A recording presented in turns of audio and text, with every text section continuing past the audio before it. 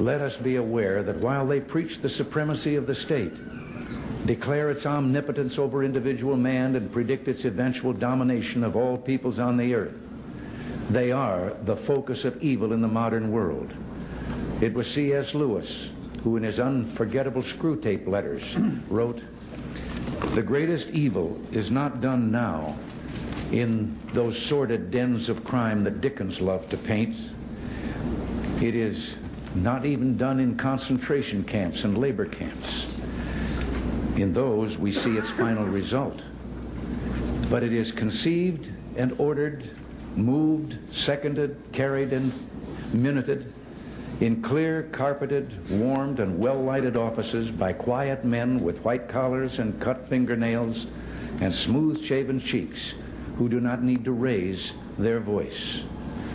Well, because these quiet men do not raise their voices, because they sometimes speak in soothing tones of brotherhood and peace, because like other dictators before them, they're always making their final territorial demand, some would have us accept them at their word and accommodate ourselves to their aggressive impulses.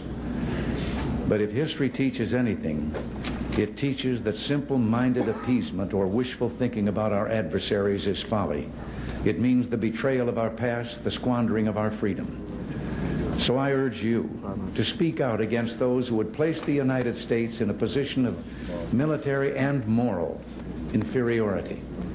You know, I've always believed that old Screwtape reserved his best efforts for those of you in the church. So in your discussions of the nuclear freeze proposals, I urge you to beware the temptation of pride, the temptation of blithely declaring yourselves above it all and label both sides equally at fault, to ignore the facts of history and the aggressive impulses of an evil empire, to simply call the arms race a giant misunderstanding, and thereby remove yourself from the struggle between right and wrong.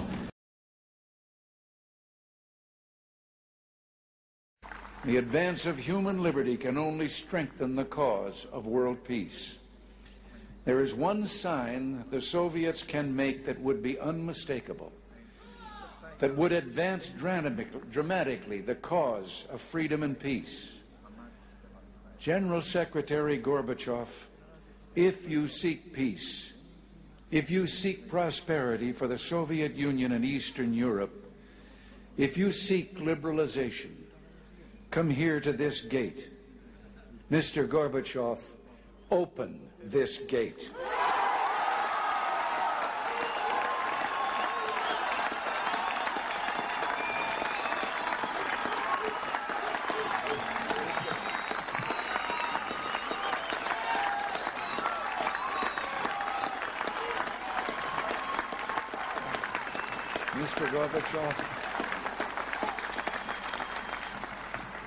Mr. Gorbachev, tear down this wall.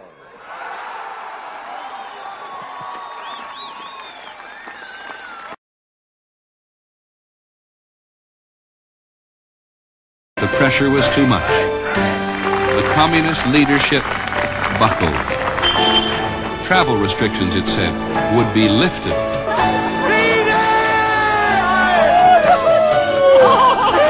It was a momentous declaration.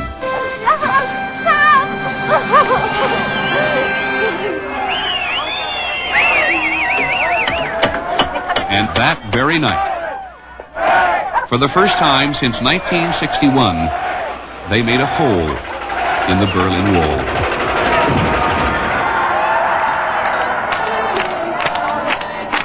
At the end of the 1980s, so many walls were coming down.